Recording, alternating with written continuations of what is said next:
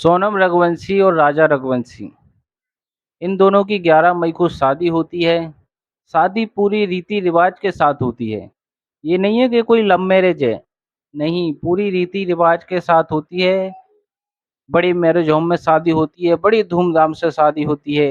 किसी भी चीज़ की शादी में कमी नहीं रहती है। लड़का राज़ी, लड़की के माँ-बाप राज़ी, बस लड़की राज़ी नहीं थी।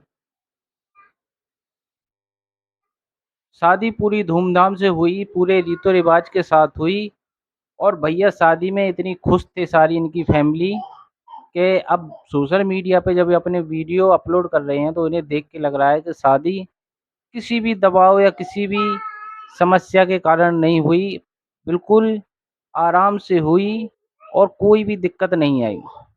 11 मई को इनकी शादी धूमधाम से हो जाती है, उसके बाद 20 मई को मेघालय के शिलांग में हनीमून मनाने निकलते हैं। राजा की माँ सोनम रघुवंशी को कहती है कि तुम्हें हनीमून मनाने जाना है तो बहू गहने यहीं पे उतार के जाओ, तुम्हें गहने की वहाँ क्या ज़रूरत है? लेकिन सोनम कहती है कि नहीं माँ जी, मैं तो गहने पहन के जाऊँगी, मैं एक बड़े घराने की लड़की हूँ और इतने गहने तो कोई बात नहीं, मैं पहन के जा सकती हूँ। राजा से भी राजा की माँ ने कहा कि बेटा बहू को समझा दो, आखिर वहाँ पर आप हनीमून मनाने जा रहे हो, घूमने-फिरने जा रहे हो, तो आखिर वहाँ गहने पहन के क्या ज़रूरत है जाने की? तो राजा ने भी कह दिया कोई बात नहीं माँ, कुछ दिनों की तो बात है, हम लोग वापस आ जाएँगे। सोनम ने कम से कम 10 लाख रुपए के गहने पहन रखे थे। भाई ये सोनम और रघुवंशी और राजा रघुवंशी दोनों हनीमून के लिए निकल जाते हैं। हनीमून के लिए निकल जाते हैं, ये सारी प्लानिंग जो होती है हनीमून मनाने की, मेघालय जाने की, शिलांग जाने की, कहीं भी जाने की सारी प्लानिंग जो होती है वो सोनम रघुवंशी की होती है। सोनम बताती है राजा को कि हम यहाँ पे घूमने चलेंगे, यहाँ पे घूमने चलेंगे, यहाँ पे ठहरेंगे, ये होटल बुक करेंगे और यहाँ पर रहेंगे। सारा कुछ जो है सोनम रघुवंशी ही बताती है राजा रघुवंशी को। लेकिन राजा रघुवंशी इस बात से अनजान था कि मेरे साथ आखिर होने क्या वाला है। राजा रघुवंशी को ज़रा भी एहसास नहीं था कि शायद मैं शिलांग से वापस ही नहीं आ पाऊँगा। दरअसल बात ये है कि जो सोनम है, इसकी फैक्ट्री में एक राजा कुशवाहा नाम का लड़का काम करता था, जिससे इसका अफ़ेयर चलता था। काफ़ी पुराना अफ़ेयर है, इस राजा कुशवाहा के नाम से व्यक्ति से चलता था। दबाव में आके राजा रघुवंशी से सोनम ने शादी कर ली। दरअसल ये शादी होने से पहले ही राजा रघुवंशी को मारने की प्लानिंग बना चुके हुए थे। क्योंकि भाई जो सोनम के परिवार वाले थे वो सोच रहे थे कि हमारी जो लड़की की शादी हो वो एक अच्छे लड़के से हो, जो अच्छा खासा पैसा कमाता हो, अच्छा खासा बिज़नेसमैन हो। और राजा रघुवंशी का तो अच्छा खासा पैसा कमाने वाला लड़का था और अच्छा खासा इनका ट्रांसपोर्ट का बिज़नेस भी था। इनमें कोई कमी नहीं थी। लेकिन सोनम को तो कोई और लड़का पसंद था भाई। तो इन लोगों ने पहले ही प्लानिंग कर ली थी कि हम ऐसा करेंगे कि मैं शादी कर लूँगी और शादी के बाद इस राजा रघुवंशी को तो हम पता मिनट मिनट से पहले उड़ा देंगे और हुआ ऐसा ही। शिलांग हनीमून मनाने गए उसी समय सोनम अपनी लोकेशन हर जगह भेजती रही कि मैं यहाँ पर हूँ, मैं यहाँ पर हूँ। इस पूरे केस में बताया जा रहा है कि 4 लोग की प्लानिंग थी। 4 लोगों ने मिलके राजा रघुवंशी को मौत के घाट उतारा है। और ये मास्टरमाइंड जो थी वो थी खुद राजा रघुवंशी की पत्नी सोनम रघुवंशी, जिसने शादी होने से पहले ही मौत का जो है पूरा चिट्ठा लिख दिया था कि हमें आखिर कैसे-कैसे मारना है। लेकिन वैसा हुआ नहीं। आखिर क्या ज़रूरत थी कि 10 लाख के रुपए के गहने पहन के हनीमून मनाने जा रही है सोनम रघुवंशी।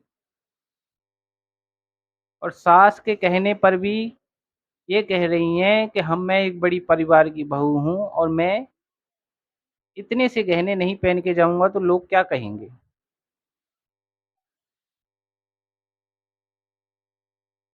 दरअसल ये सोनम का ही सारा प्लान था कि हमें शिलांग जाना है, शिलांग से कहाँ-कहाँ जाना है, कहाँ-कहाँ नहीं जाना है, उसने ही सारा प्लान बना रखा था। किस होटल में ठहरेंगे, किस होटल में नहीं ठहरेंगे, किस-किस जगह पे कितना रुकना है, सारी जगह का प्लान इसने बना लिया था पहले ही, शादी से पहले।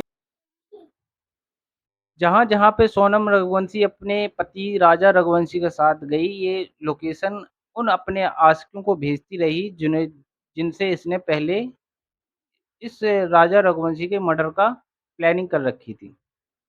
सारी लोकेशन भेजती गई कि हम यहाँ पहुँच गए हैं, आप लोग यहाँ आ जाइए, हम यहाँ पहुँच गए हैं तो आप यहाँ आ जाइए। जब शिलांग पहुँचे तो शिलांग में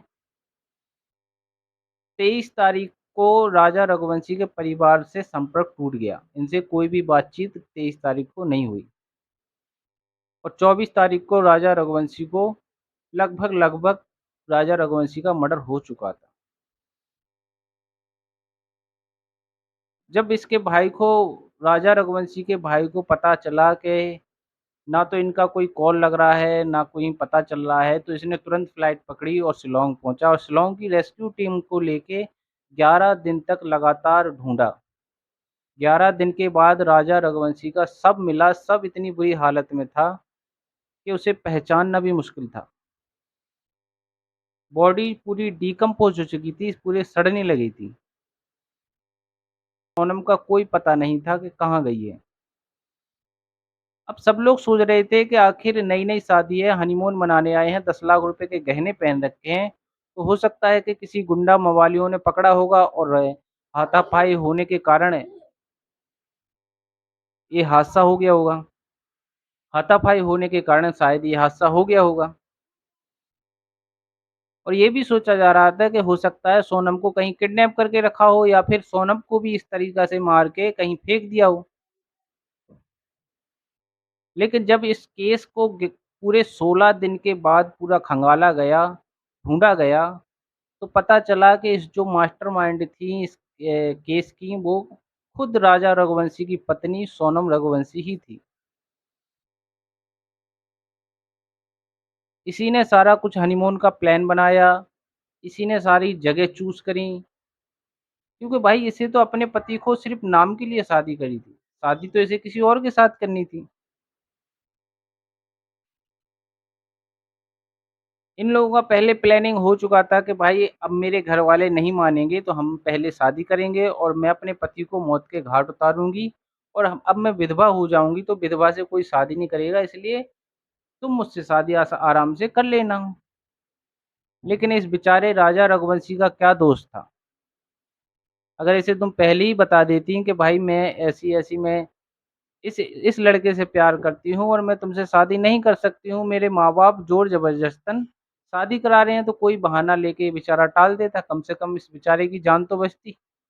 भाई तुम्हारे लिए तो खाली एक ये प्लान था, लेकिन उन परिवार के ऊपर क्या बीती होगी जिन परिवार का एक जवान लड़का मरा है। एक जवान लड़के को तुमने मौत के घाट उतारा है, उस परिवार के ऊपर क्या बीती होगी? जिनकी माँ के आँख से अभी तक आँसू नहीं सूख रहे, जब राजा रघुवंशी का शव पहुँचा था इंदौर में, तो उसके पिताजी को चक्कर आ गया था, बेहोश हो गए थे देख के।